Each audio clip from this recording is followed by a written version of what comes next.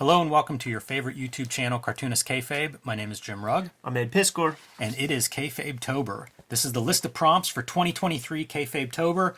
And if you have not been following along, you can jump in on whatever day it is today. But you can also look for the hashtags and see what our talented audience is putting out there. And if you guys do participate in Cartoonist Kayfabe-tober, be sure and tag us so that we can see it and so that other people can find it easily. We also have a Cartoonist Kayfabe Patreon with 3 different levels. It'll get you access to our videos early. And if you are a King Kayfaber, you will get all of our videos first. You will also sit in on our recording sessions, so you'll know which books you want to track down. You'll be the first one to go after those in the aftermarket before they either disappear or go up in price, something we call the Kayfabe effect. And we are a daily comic book YouTube channel, which means we have about 1,500 videos in our back catalog. You can search those on the Cartoonist Kayfabe YouTube homepage and probably find the books or creators that are your favorite. So check that out if you're new to the channel, and whenever you find that video you love, be sure and share it wherever you spend time online. All right, Ed, we are looking at Eerie Publications, the complete covers. I don't know if it was last year, maybe around Halloween, we looked at another book on Eerie Publications that was also by Mike Howlett.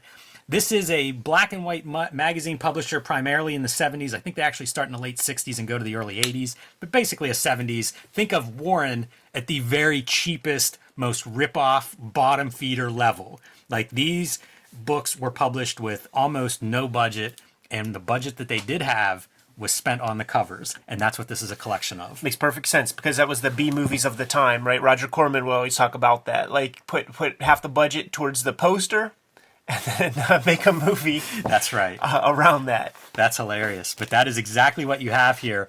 And Mike Howlett is just a huge Eerie head, apparently. So he has, the covers are shot from his collection, but he also has stuff like original art sprinkled in. And one of the things that Eerie would do, something they were known for, was reusing artwork. Of course. And so whenever that comes up, there's a very good notation system that'll point to this was the first appearance and now it's cobbled together. Sometimes it would be jamming up a couple of covers together, or just painting in a new figure in the background, or zooming in on the cover. This was done by a longtime magazine publisher, and what those guys would do is chase trends. Yes. And so whenever the publisher saw that Eerie was, or Warren magazines rather, were having success as black and white horror comics, decided to jump on that and hired Carlos Burgos as the editor for these comics. And so a lot of the covers, especially initially, are Carlos Burgos, starting with the very first publication. And these covers are arranged in the book chronologically. So you'll see April 1966. Bob Powell on that cover. Yes, Bob Powell. There's a handful of guys that are used to Bob Powell again on this third one. There's a handful of artists that will be used, and they're profiled in the beginning. Like, this background material kind of goes through and talks about maybe 6 or 7 of the main cover artists. It's amazing, man. I had no idea that Carl Burgos had the proficiency with illustration and paint that he did. You know, I have reprints of Marvel Comics 1 with the Human Torch feature, and it's very raw. Yes. And this, you know, it's pretty accomplished for what it is. Keep in mind, this is not Carlos Burgos in the foreground. He's painting in this figure in the background. So this is how the cover looked when it was originally printed. It's funny because they'll come back to this a couple of times and keep monkeying around with it. But that's what he would do. And it was just like, get a cool cover that's striking. Let's reuse it.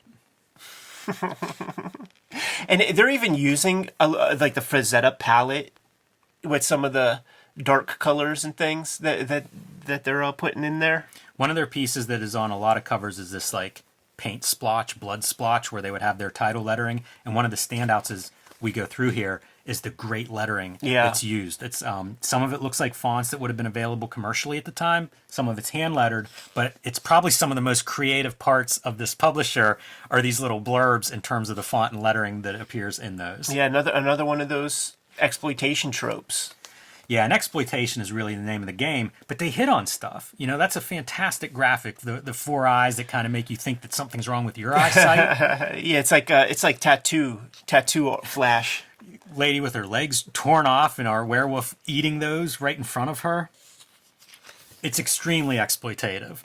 You'll see like a lot of the women, you know, they're in some state of undress or rags showing off their bodies while, you know, a humpback is sewing Frankenstein's head on something else. It's funny, keep this one in mind because we're going to see this reused in another cover where it's like 2 covers are mashed up, so cut this out and add it to the background. And it's so crude. Yeah. Yeah, you can see That was Carlos Burgos. the paint even looks cheap. Chick Stone. Wow. One of my from favorite Kirby inkers. That's what go from inking at Marvel. I mean, this is the 1969, so the guy's working at Marvel as an inker, but then moonlighting with some of these covers. Yeah, I think he had a tough career, man. He was doing some of the Tower Thunder Agents and stuff, and I'm sure those didn't pay for anything. Man, he did a lot of work for this publication. Yes. Especially early on, this time period.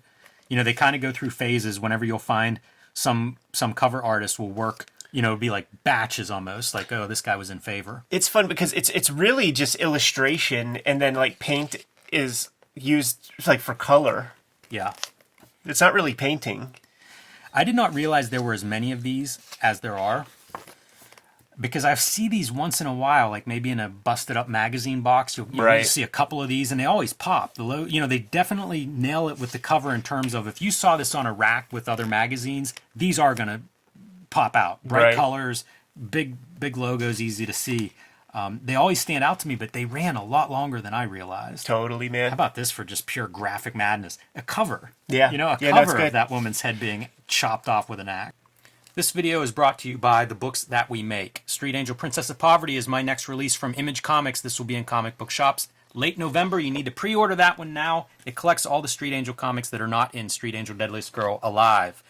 I am self-publishing and will be selling these on jimrugg.com in late October, October 26th. These go on sale. True Crime Funnies, 3 non-fiction stories, 1986 zine celebrating the biggest year in comics history, and BW, a collection of black and white explosion and self-published titles from the 80s, and Hulk Grand Design, my contribution to the Grand Design history, is basically sold out. So pick that one up if you haven't already added it and your store still has a copy. You want to grab that. Ed Piskor's Hip Hop Family Tree Omnibus, collecting all of the Hip Hop Family Tree, plus 140 extra pages, is now in finer bookstores and comic shops everywhere in one beautiful volume. Add that to your shelf before it's too late. X-Men Grand Design, the trilogy, collecting all 3 volumes of X-Men Grand Design, will be coming to comic shops in late November. Pre-order that one now. And finally, Ed Piskor's Red Room, Trigger Warnings, and the Antisocial Network are both available wherever you buy books or comics. And a 3rd volume, Crypto Killers, will be out in January. And now back to the video. So it's all sizzle, no steak, because when you crack these open, the artwork is not even, like, there's nothing interesting about it. It's just terrible. Sewing a head back on now. You have your de-headed mermaid monster something there. Let's put a new head on it. That is one of the guinea pig flicks, by the way. Makes total sense. And then like referencing things like this weird mysteries cover of the brain being removed.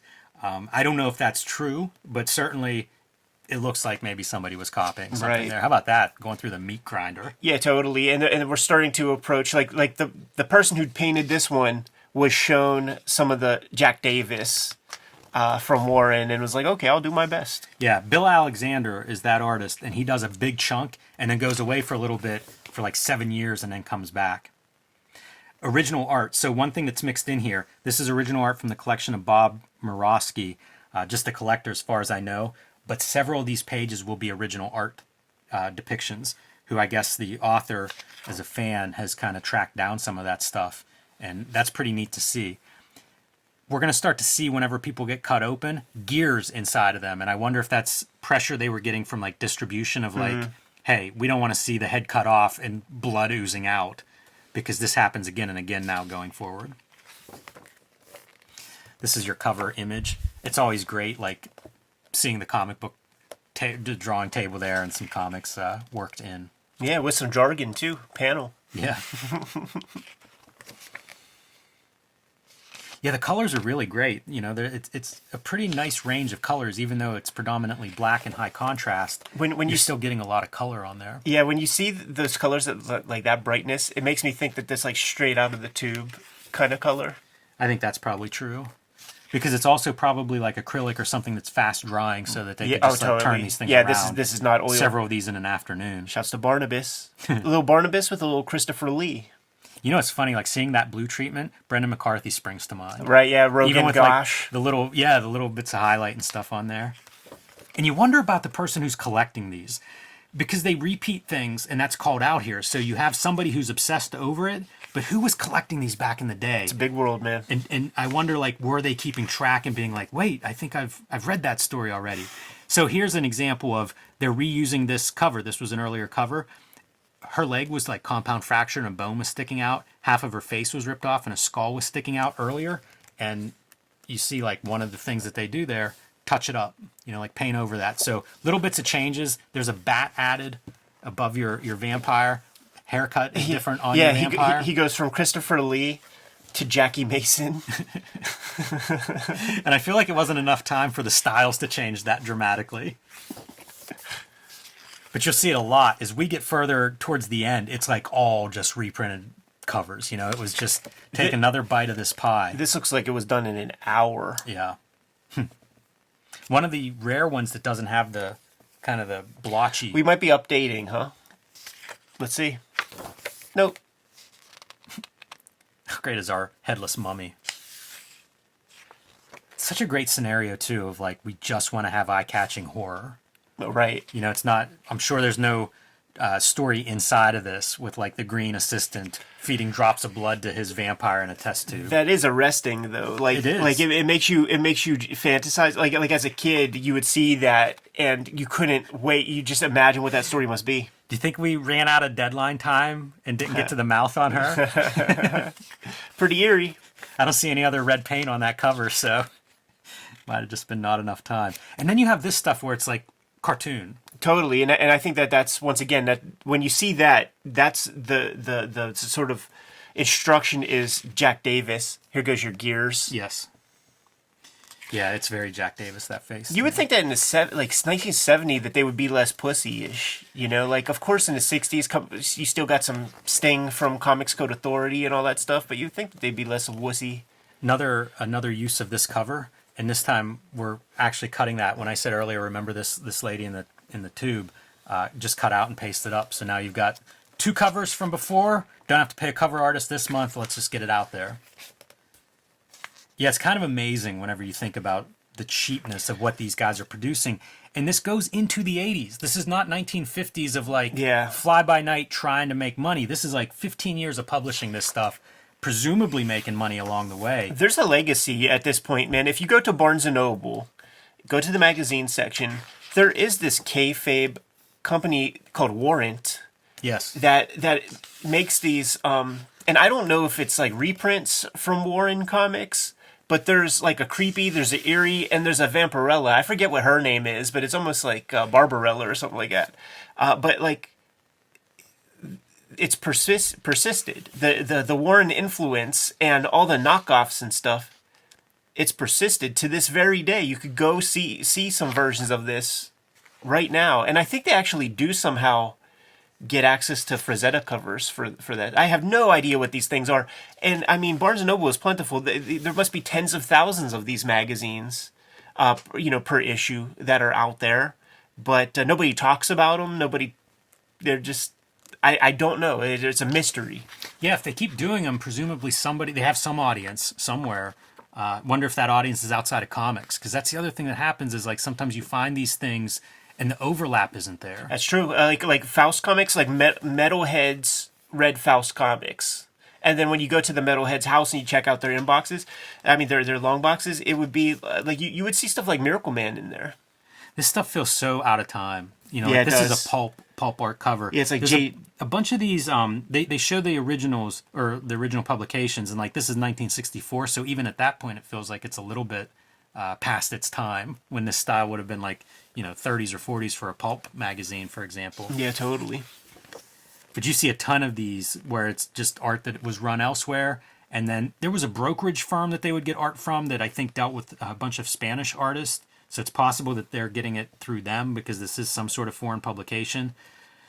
But just as cheap as they could produce it, if the art already existed, maybe you don't have to pay as much to run it a second time.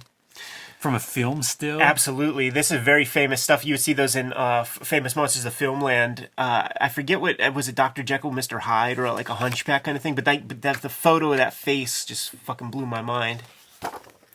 I like some of the logos too. Like you have Weird Worlds here, Strange Galaxy here. They start doing the science fiction. is what you're seeing with those. That looks like lovemaking. This looks like something where Dan Clowes would be repainting this or redrawing this. Or Johnny Ryan. Yes. Yeah, bizarre creatures. Like, what is he wearing? Very strange. Walrus Man. Remember that one character is called Walrus Man from Star Wars? Yes. But then they gave him a proper name like later on. Another one of these. Let's do a still from a movie. Yeah, that's like a Boris Karloff mummy. How do you get away with that? That feels like a total lift. It doesn't even look like they're really doing anything. They're not even colorizing it. Right. You know, maybe if you made that bright green or something, it would look like it's its own thing, but not the case. Also, the logo just doesn't even fit. Right. It's just a giant blank gray space on the top of your magazine. The part that's going to be visible on the newsstand. Yeah, Don't same care. with this one. Don't care. You know, no big deal. Just get it out. Yeah, it's so fascinating that somebody cares enough to kind of corral all this material. You know what, though? I love it that they No, do. I do as well. Like that other book that Absolutely. we looked at, same, you know, the other book on Eerie Publications, same deal. Like, because if you bought these issues, you'd be horribly disappointed. Yeah, totally. You know what it is, Jimmy? It's like I think this is maybe the best cover in the book. we make comics, and that's our contribution to this culture that we like. But like, not everybody's a maker, so there are like the obsessive curators, and that's what this Howlett character is. And I'm glad for it because these magazines are not something I see much. You No, know, if that's somebody true. wasn't put, I wish there were more of these books. I wish there was Charlton versions. I wish there were a lot more of these kinds of collections out there. Yeah. And this one, pretty good quality. You know, showing off the color of these things. That last cover that I said I thought was the best one. Fernando Fernandez is the artist, and it's again once he shows up, then they get several covers from him. So Sounds like such a kayfabe name. it does kind of sound like that. But they definitely, like I said, had some group that I guess represented artists that they would work with for some of these jobs. Man, now we're getting to the post-Hammer horror era, man, where you got like the candle wax red blood and super, super beautiful, you know, Euro chicks. Yeah, very bright colors. And also, you know, give us these girls that have as little clothing on as we can possibly get and get away with. And exploitation's the name of the game, baby. And you see it, you know, like whenever you see these multiple covers on a page, it means this is a reprint. You're right. Essentially. See, and we're back to that Jack Davis. Yeah, you're going to see more and more of those things coming up. You know, it's going to get to the point. How about this? They published, this was another one of their publications, Crime Does Not Pay, which was the famous Golden Age crime comic. Yeah, that was Les Gleason, huh? highly successful, ran for a long time. I don't know if that slipped into the public domain or if maybe you can't trademark a title or something. Whatever the case is, that comic goes away in the mid-50s, and here we are 18 years later. Let's use that. That's a good title. Let's put that out. And it's the same approach. Hold man. up, Just hold up. salacious covers. This is the Eerie cover, and it's just cribbing the composition of an old cover. Yes, but this is not an old. This is June 1970. It's published by the same publisher. I see. So he published all kinds of stuff. This publisher, like it wasn't just Eerie. You know how He's those going full magazine publishers EC. might have 20 different publishing imprints. You know, aimed at an older audience, but still, yeah, just still the compositions. It also, you mentioned like this is going full exploitation. So now we're in the mid 70s, and it's basically like exploitation movies, Yeah. right, are everywhere. So this publisher's based in New York. They're probably seeing that kind of stuff, and as those movies become more rough, you got to keep up. That's what you're competing against. Those gotcha kind of poster art and everything. It's like keep pushing it. Yeah, it's interesting because it still looks like a vestige. Like it doesn't look like it's updated all that much with the contemporary exploitation. It still is like rooted in pulp, really. Like it's still very 50s.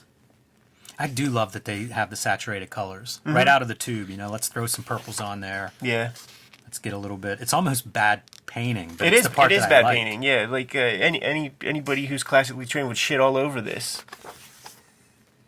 Even by comic standards, you know, it feels like if you were doing Frazetta, it would be much more like dark and then have your highlights. Whereas Yeah. this, it's like just dump some of the tube paint out. Yeah, or Errol Make sure there's Nora enough mixes red. down. Yeah. Yeah, these guys weren't moonlighting as doing Marvel Fireside covers. But I mean, this is pure psychedelic there. This is Bill Alexander, the artist from earlier. After several years, comes back and starts doing covers again for them. Don't know what he did in the in-between time. probably find it though. I have a feeling Dave Howlett probably Not Dave or Howlett. not Mike, I think. Mike Howlett I was probably thinking the same thing. probably writes about this stuff online too. I'm sure this is kind of tip of the iceberg for somebody that has this kind of collection. Yeah, see the Sharon Tate movies and shit are coming out already. So weird, you know, like electricity. Let's paint a lightning bolt around our Frankenstein. That guy's just come to life. Castle in the background. It feels like the old movie sets. Right. You know, you're just referencing whatever visuals existed for horror. And it's kind of almost before we get into like the VHS 80s era. You know, it's still that old gothic horror style. Yeah, because that's a style unto itself. And there will be illustrations for a lot of those covers also. And people being impaled, you know, like they are very graphic covers. This looks beautiful. Like, this is a different artist. Oscar Novell, you are exactly right. So we're going to see a few more from this artist. This guy has some chops. One of the standout artists. Like I said, there's about 6 or 7 that are highlighted and profiled in the beginning of the book.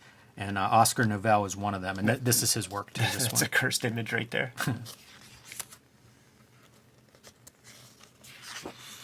I wonder if these guys would push each other as well. I don't think so. I don't think there's any pushing. I don't think there's much consideration. It's a paycheck. You don't think Oscar Novell shows up and then Bill Alexander's like, oh, got to add this green to my palette. No. Midnight Hag. That's a good title. Such great lettering on these covers. There's your original art for this cover.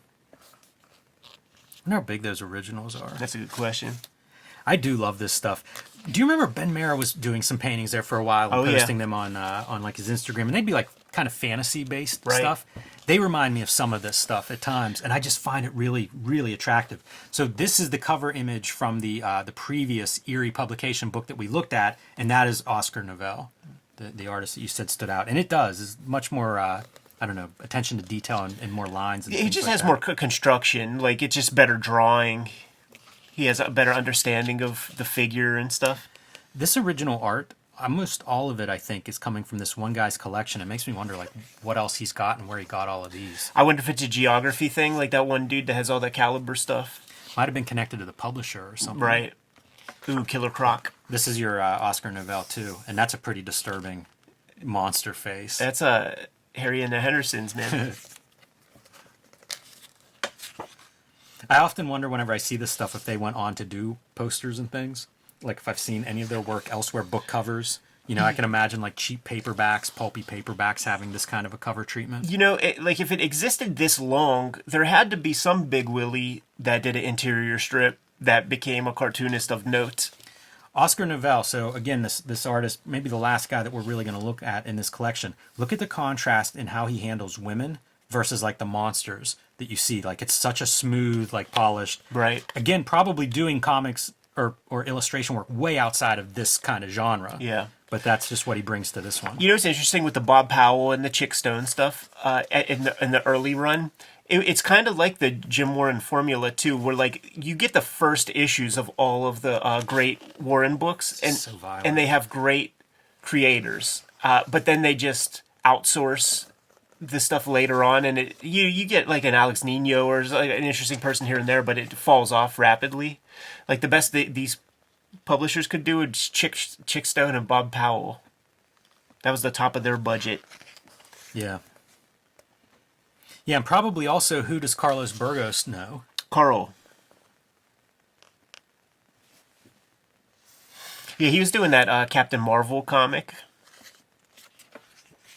Yeah, I'm sure that's part of it is just like, who are we close to? Maybe even sharing studios with some of those guys. Right, and it's Bob Powell, it's Chick Stone. It's kind of like, it's the Also Ran crew. That's so messed up.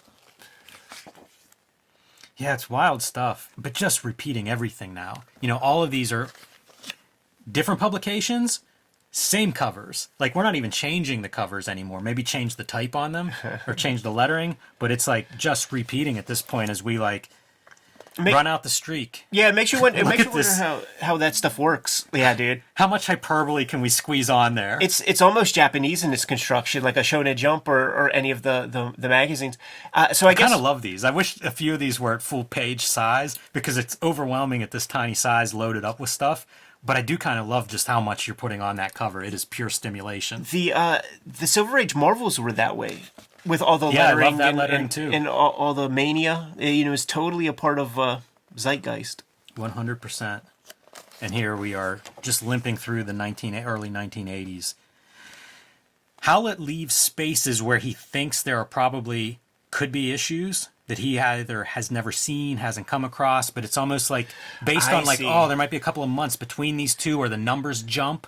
Like there could be, something may exist here that we haven't found yet. So we just looked at all the covers for Eerie. Everything. That's amazing. Yeah. That's completely incredible. I don't think I realized that, because like we could have up front said that it was like those like.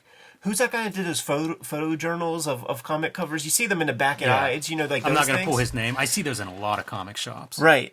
So, okay, that changes the context for me. Like, I thought, like, of course, we're getting a big sample, but the complete run, that's All super of them. rad. Yeah, there it is complete right there. covers. And like I said, possibly there's an issue or two out there. The author does imply that he believes that could be the case just based on the publication frequency and things. That's super where like fun. there are gaps in months here or there. Cool book though. Like I said, I love that this stuff exists. I wish there was more of it. Not for Eerie Publications necessarily, but for some of these publishers that are gone. Like we've gone Totally. through hundreds of publishers in the history of comics, and so few of them are represented, especially in a way where you could just get a book and kind of see their catalog. Totally. Yeah. We need this. Charlton. Let's do that one next. I'd love it. Let's go, guys. Good to go. I am. Kayfabers, like, follow, subscribe to the YouTube channel, hit the bell so that we can notify you when new videos are available. Kayfabetober is still upon us. These are your prompts for your drawings this season. Make sure you add us, make sure you tag us in those images, make sure we see those images, and we are going to share and retweet as many of these as possible. The videos are brought to you in part by the patrons. The King Kayfabers on the Patreon get all the videos before anybody else, thus mitigating the kayfabe effect. We are a daily YouTube channel with more than 1,500 videos at your disposal. We might have talked about some of your favorites. So hit the search field in the front page of the Cartoonist Kayfabe channel. Search for your favorite comics. Check out those episodes. But if we didn't cover your favorite comics, you have to let us know what those comics are so that we can push those titles a little bit higher up on our to-read pile. Ultimately, the videos are brought to you by the books that we make. Jim Rugg and myself, we are working and functioning cartoonists. This is a healthy blend of our bibliography right now, but we're making stuff all the time.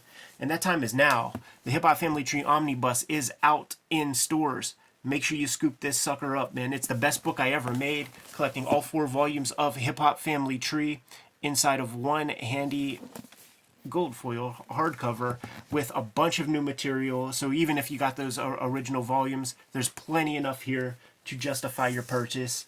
X-Men Grand Design Trilogy trade paperback is coming to you in November, collecting all of my X-Men Grand Design works, and some of those volumes are out of print as we speak. I'm serializing a daily strip that is going to be coming out January 1st, 2024. It's called Switchblade Shorties, but if you are on my Patreon, you're going to get early access to those strips. Thank you guys so much for joining the Patreon. We received a whole bunch of feedback in the past week or two. I put out new strips every Tuesday for the early adopters to enjoy. Red Room has been the focus for the past couple of years. There are 2 trade paperbacks out there, The Antisocial Network and Trigger Warnings. These are self-contained. These each contain 4 self-contained stories, so it doesn't matter which one you read first. But there's going to be a 3rd volume called Crypto Killers coming out in January that I want to let you guys know about. Man, save $20 from your Christmas and Hanukkah loot and scoop up the Red Room Crypto Killers trade paperback. Jimmy, what do you got on the horizon? Street Angel, Princess of Poverty is my next book coming out from Image Comics. It'll be out in November. You need to pre-order it now at your local comic shop or wherever you buy books or comics. It collects all the Street Angel comics that are not in Deadliest Girl Alive, which is also from Image Comics. They'll make a really nice set on your shelf together, and there's no overlap between the 2 books, so pick them both up. You'll have all the Street Angel comics. Hulk Grand Design. This is my contribution to the Grand Design Marvel project, and I believe it's out of print. So if you haven't added it to your shelf already, these copies are disappearing fast. Pick one up while you still can, because once it's out of print, no guarantee that it is going to be reprinted anytime soon. And finally, I've been self-publishing lately. True Crime Funnies, 3 nonfiction stories in there, including 2 wrestling yarns. the 1986 zine celebrating the greatest year in comics history, and the BW zine celebrating the black and white explosion in self-publishing comics and oddities from the 80s and 90s that I love so much. Those are all going to be available on my website, jimrugg.com, October 26th. I do have big quantities, but that is like my holiday fall sale. So if you want to add any of these books to your collection, that is the place to get them, October 26th, jimrugg.com. It's imperative that you guys kayfabe affect the books, because that keeps the lights on in the studios. But there are some ways to directly support the Cartoonist Kayfabe channel. Jimmy, let the people know. Subscribe to the Cartoonist Kayfabe e-newsletter at the links below this video. You can also pick up Cartoonist Kayfabe t-shirts, merchandise, mugs, hats, stickers, and more from our spread shop. That link is also under this video in the show notes. There you have it. Several ways to keep these videos coming to you on a regular basis. Without further ado, Jimmy, please give the people their marching orders and we will be on our way. Read more comics.